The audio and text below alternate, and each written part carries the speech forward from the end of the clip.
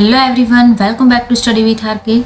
In the previous videos, we already discussed about BOD and COD as an indicator of quality of wastewater. For those who have not seen the video, I have put the link in the description box.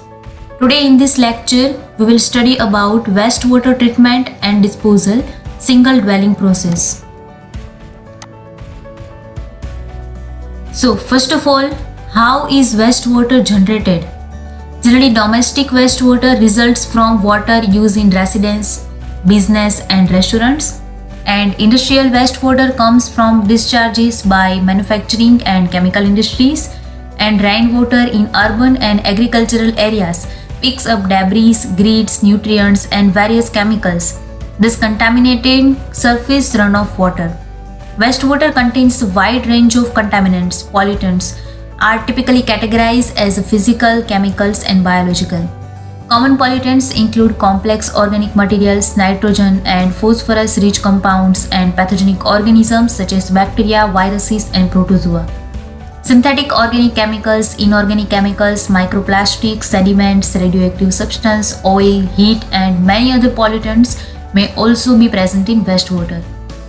Why wastewater treatment is required? Because it prevents destruction of aquatic life, avoid spreading of pathogen, and eliminate danger of contamination, natural water, rivers and streams, etc. Avoid accumulation of toxic material which cause ecological imbalance, because as their concentrations increase over time, the water quality becomes a hazard for humans and animals alike, and avoid any undesirable or human effects on ecosystem. So wastewater treatment process are divided into two categories depending from where it is collected as. First one is single dwelling unit, second one is municipal sewage treatment plant. It's a community treatment. So first one is single dwelling unit. The wastewater from single dwelling unit is basically consisting of domestic waste which includes human excreta such as urine, feces, soapy material, food, waste paper, dirt, etc. And treatment and disposal of wastewater from such an individual unit can be accomplished by anaerobic digestion or by aerobic metabolism process. One of the common method used to accomplish this is in septic tank by anaerobic digestion.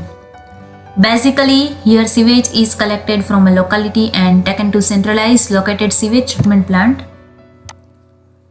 This is possible in cities, town and also from township. It is a method of treatment sewage of individual or unit structures, for example, septic tank.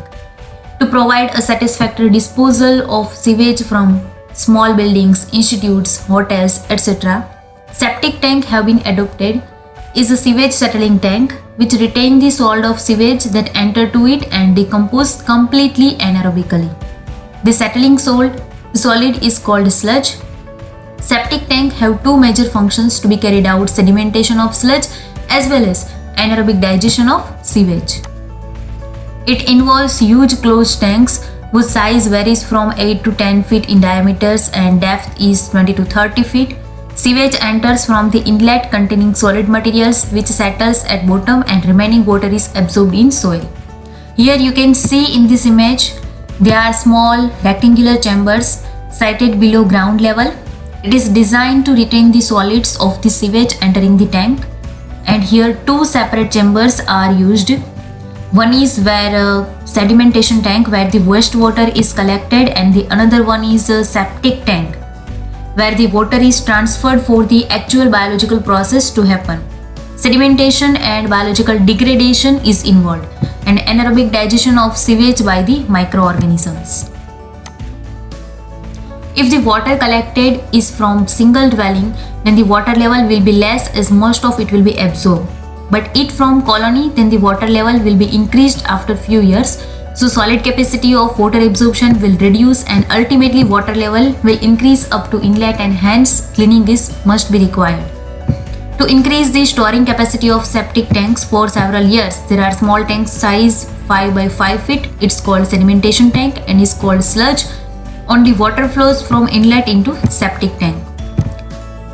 So thus sedimentary tank can be easily cleaned and septic tank is sealed, and thus total anaerobic degradation is observed, gaseous escape from the outlet, and therefore ventilation is foul smelling because of this gaseous material.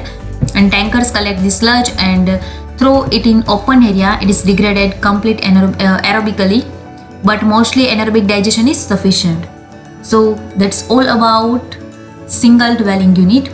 In the next session, we will discuss about municipal wastewater treatment. So more updates and for regular notification, subscribe Study with Her.